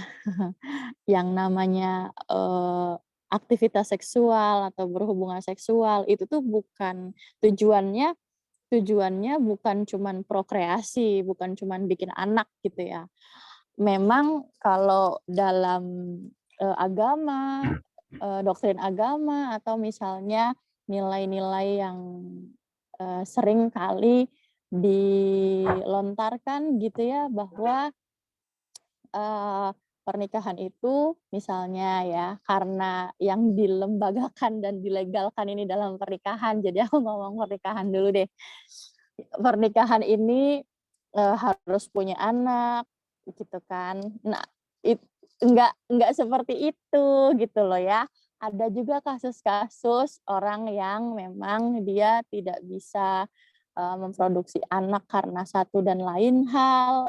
Ada juga memang orang yang memilih untuk tidak punya anak gitu. Jadi kasusnya tuh beda-beda dan hubungan seksual tuh bukan cuman untuk bikin anak. Kalau misalkan hubungan seksual untuk bikin anak, oh my God, bener kata Arifi tadi, overpopulation gitu ya. Apa kabar nanti dunia ini sudah makin tua, semakin tidak bersahabat dengan kita karena banyak pengerusakan di mana-mana gitu ya. Nah, jadi ada juga namanya rekreasi. Hubungan seksual itu untuk rekreasi juga, bukan cuman buat prokreasi atau buat menghasilkan anak doang gitu ya, nggak begitu konsepnya. Di dalam konsep pernikahan juga begitu. Bahkan di Indonesia sendiri kan ada ini ya, program KB di mana orang-orang kita itu cukup dengan 2 anak, apa namanya, yang sering digaungkan cukup 2 anak karena memang ya itu tadi, karena prokreasi, pernikahan itu hanya untuk menghasilkan anak, akhirnya di Indonesia overpopulation gitu ya, akhirnya digaungkanlah. Nah, dari segi kesehatan juga untuk ibu yang melahirkan anak yang cukup banyak itu cukup berbahaya untuk kesehatan dia. Nah, itu juga harus dipertimbangkan karena kayak misalnya aborsi gitu ya. Kayak misalkan aborsi. Di beberapa kasus, ibu yang mengandung dan diperiksa ada kelainan dalam rahimnya dan harus diaborsi. Karena kalau tidak, ini bisa berakibat kematian pada ibu. Itu harus diaborsi, itu dilakukan. Kayak gitu. Jadi kasusnya tuh lain-lain. Kalau misalkan dilihat hanya kasus LGBT, nah itu tidak bisa menjadi argumentasi yang benar saya kira ya, karena kasusnya itu lain-lain. Banyak gitu ya kasusnya.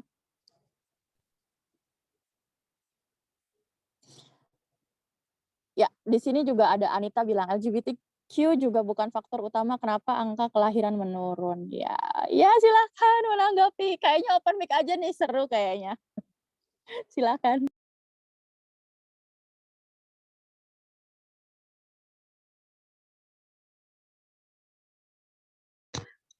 Oke, sepertinya memang ada debat kecil di kolom komentar, mungkin seru ya, tentang menanggapi statement dari Kak Fetri. Tadi seperti yang sudah Kak Jihan paparkan juga, di sini juga dari Anita Intana bahwa LGBT ya bukan merupakan faktor utama. Kenapa angka atau angka kelahiran menurun? Di sini juga tadi ada Kak Alta bahwa faktor penurunan angka bisa karena wanita memilih untuk freedom atau kebebasan, juga tentang ada child free. Sangat-sangat menarik ya teman-teman, argumentasi teman-teman mengapa mengatakan bahwa penurunan generasi ya sebenarnya bukan karena LGBT sebagai faktor utamanya. Tadi juga ada Kak Ari juga bilang permasalahannya itu ya ada manusianya ada 4 miliar, jadi tidak ada kekhawatiran khusus terhadap penurunan generasi. Yang ada itu malah kekhawatiran kita terhadap overpopulation yang ada. Oke. Mungkin untuk debatnya nanti akan dilanjutkan di lain waktu kali ya teman-teman, mengingat waktu kan berjalan dan mungkin topiknya juga semakin seru, mungkin kita akan bisa lanjut di luar daripada diskusi kita pada sore ini. Nah, sebagai mungkin Kak Andra dan Kak Jihan dan teman-teman IFOS lainnya, ini aku ada dapat satu pertanyaan titipan mengenai responsif bagaimana kalau misalkan kita merupakan bagian daripada LGBT community itu, dan bagaimanakah ketika kita itu mendapatkan stigma atau label dari teman-teman kita yang kurang sensitif, dan bagaimana kita menanggapi stigma dan label itu, karena jujur di institusi pendidikan hari ini masih belum terciptanya ruang inklusivitas bagi teman-teman kaum minoritas seksual gitu. Mungkin bisa dijawab, dan itu mungkin pertanyaan terakhir yang bisa kita paparkan pada hari ini. Silahkan untuk Kak Andra ataupun Kak Jihan untuk menjawabnya. Kalau dari aku, bagaimana kita menyikapi stigma-stigma yang ada terkait bagaimana kita hidup sebagai homoseksual, gay, atau lesbian. Kalau di IFOS sendiri kita ada yang namanya dengan counter narasi gitu, termasuk dengan buku-buku seksualitas dan agama. Jadi kita bagaimana stigma itu tidak melekat ya, dengan caranya kita memiliki counter narasi, kita memiliki counter atau serangan-serangan balik ya istilahnya gitu ya, kasarnya serangan balik. Bagaimana kita bernarasi, karena kan hidup di dunia itu banyak asumsi-asumsi, itu bukan hanya untuk teman-teman LGBT aja gitu. Aku pun yang memiliki tato banyak stigmanya juga gitu ya. Jadi ya bagaimana kita menghilangkan stigma itu ya dengan cara kita tetap berkampanye, kita tetap mengedukasi teman-teman atau masyarakat lainnya terkait bagaimana sesuatu yang seharusnya kita ada di term-term tertentu gitu ya, bukan hanya ada di pakem satu aja yang biner. Ternyata di luar sana banyak kok gitu orang-orang yang non biner yang tidak ada di dalam, tidak hanya ngomongin tentang hitam putih, tetapi ada warna-warni, ada pelangi gitu kan. Jadi kalau misalkan untuk menyikapi stigma itu ya kita lawan dengan counter narasi ya, dengan postingan-postingan, atau dengan kita memproduksi video-video gitu. Kalau misalkan teman-teman tahu di Baby Talk juga banyak kok di sana mengangkat tentang isu-isu yang nggak biasa gitu. Teman-teman bisa lihat di channel YouTube Baby Talk, di sana kita bahas beberapa terkait tentang counter narasi yang selama ini melekat di tubuh seseorang gitu, atau di tubuh seseorang dengan memiliki identitas seksual yang berbeda dari teman-teman hetero gitu. Di sana bisa dibahas itu dengan cara tersebut, kita buat counter narasi, kita buat kampanye-kampanye gitu terkait sebenarnya nggak seperti itu kok gitu. Kalau misalkan orang bilang gay itu bisa menyebabkan penyakit, oh ternyata di datanya nggak seperti itu gitu. Misalkan oh gay itu pasti mikirin tentang seksualitas atau melakukan anal, ternyata enggak kok gitu. Ada juga teman-teman gay yang berelasi tidak melakukan hubungan seksual anal seks gitu, ada juga gitu. Jadi ya itu dengan cara kita tetap berkampanye terkait bagaimana stigma-stigma itu tidak ada lagi gitu di masyarakat umum. Itu yang kedua tadi apa sih aku lupa? Oke, thank you Kak Andra. Mungkin terima kasih juga atas jawabannya, nanti aku sampaikan kepada penitip salah. Oke, teman-teman, mungkin hari ini ya kita udah dapat banyak ilmu ya, kita udah dapat insight-insight baru gitu tentang orientasi seksual atau keberagaman orientasi seksual. Semoga sih kita bisa dari sini gitu menumbuhkan rasa awareness atau sensitif kita terhadap teman-teman dalam menanggapi ya keberagaman orientasi seksual, karena memang orientasi seksual itu ya bukanlah sesuatu hal yang apa ya, menurutku sesuatu hal yang negatif, tapi sesuatu hal yang memang harus dirangkul bareng-bareng gitu, bukan sesuatu yang aneh juga gitu, karena itu hanya stigma dan labeling belaka. Oke Kak Andra, mungkin pertanyaan atau sesi pertanyaan aku dan Grakwan cukupkan. Untuk terakhir mungkin Kak Andra dan Kak Jihan bisa kasih sedikit closing statement untuk menutup diskusi kita pada sore hari ini. Mungkin dipersilahkan Kak Jihan dan Kak Andra untuk closing statement. Setelah itu nanti ada closing statement dari kami. Oke. Terima kasih banyak ya untuk teman-teman Gerakuan UGJ. Saya sangat apresiatif sekali sangat mengapresiasi teman-teman untuk bisa mengadakan diskusi-diskusi seputar ini karena ruang-ruang untuk diskusi seputar hal-hal keberagaman itu sangat minim sekali adanya karena narasi-narasi yang selama ini dibangun oleh media maupun oleh narasi-narasi pendidikan di luar sana gitu ya, bahwa banyak sekali stigmatisasi, banyak sekali labeling yang didapatkan oleh teman-teman LGBT sehingga mereka tidak dapat menempuh pendidikan karena faktor bullying, karena faktor ketidaksetaraan, kesempatan yang tidak sama dengan teman-teman hetero di luar sana gitu ya, yang dianggap normal gitu. Terima kasih sekali. Padahal di dunia pendidikan yang katanya netral dan bisa terbuka untuk membicarakan segala isu tentang keberagaman gender dan seksualitas dan isu-isu kemanusiaan lainnya gitu ya, dan juga bisa saya pikir mencerna, menghayati gitu, karena kalau teman-teman jauh sekali nanti pembahasan SOGSC ini, teman-teman akan menemukan banyak sekali ragam manusia gitu ya.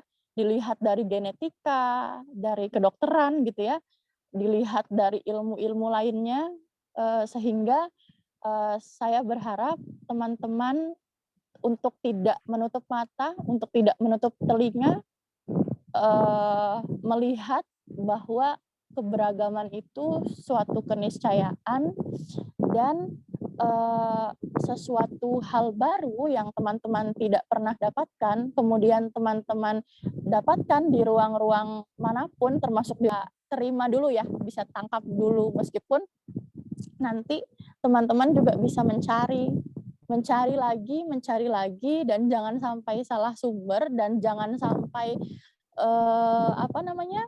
jangan sampai menutup mata bahwa prinsipnya adalah yang penting nilai-nilai kemanusiaan yang dijunjung, entah latar belakangnya seperti apa, entah dia gay, dia lesbi, transgender, atau waria gitu ya. Tapi yang penting dia tidak dipersekusi, dia tidak dibunuh oleh sistem dan masyarakat, dia justru diterima dan dirangkul. Terima kasih. Banyak sekali ya, panjang. Oke, silakan Andra. Oke, terima kasih teman-teman, khususnya teman-teman yang menginisiasi acara ini, Gerakan Perempuan.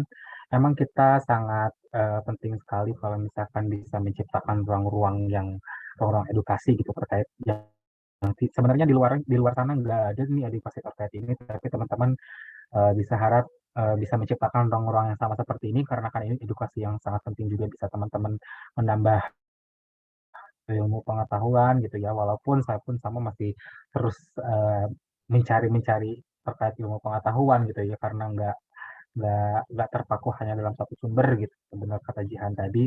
Nah, ketika yang mau saya concern satu lagi, ketika teman-teman melihat teman-teman dengan ragam gender dan seksualitas, teman-teman harap tidak adanya asumsi gitu terhadap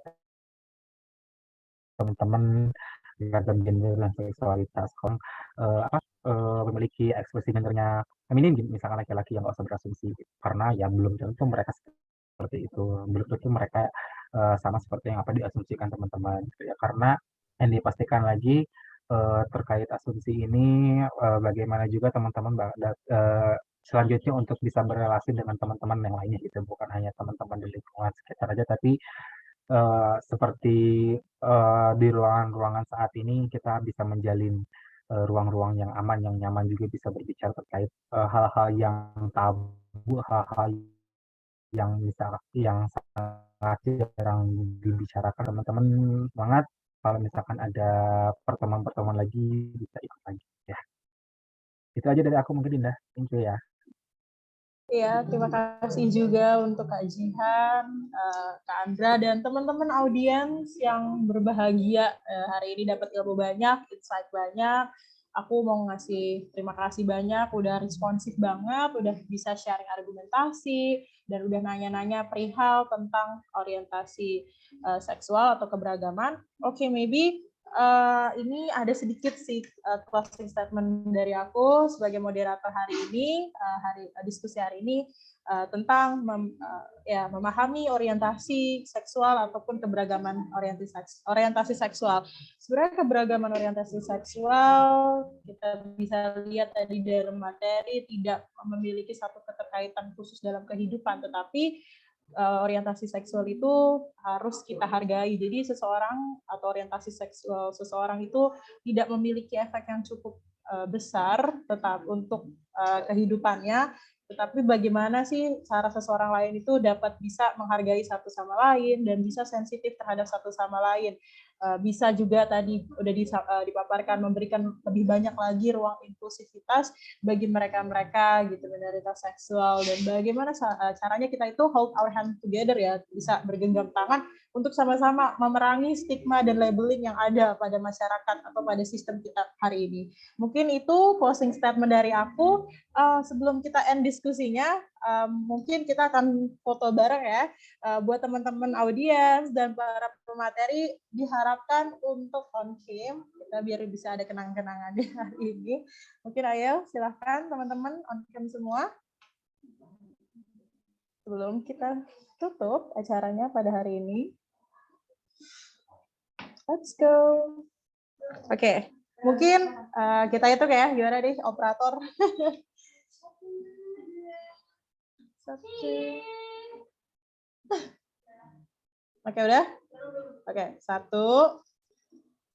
Oke, 1, 2, 3. Oke. Udah, oke. Udah semua? Oh, satu lagi sih, satu lagi operator katanya. Kata operator. Oke, satu lagi teman-teman. Oke, 1, 2, 3. Oke, terima kasih teman-teman pada sore hari ini. Terima kasih pemateri, audiens yang hadir di diskusi Gerak Perempuan X Evo. Semoga kedepannya kita punya acara bareng-bareng lagi, bisa hadir di acara-acara berikutnya. Oke, see you at the next discussion. Wabillahi taufiq wal hidayah. Mohon maaf juga tadi barangkali ada kekurangan ataupun trouble. Sekian. Bye-bye teman-teman. Selamat sore. Selamat melanjutkan aktivitas kembali. Terima kasih Gerak Perempuan. Makasih Dinda, Anis. Thank you. Aduh, aku kangen Cirebon.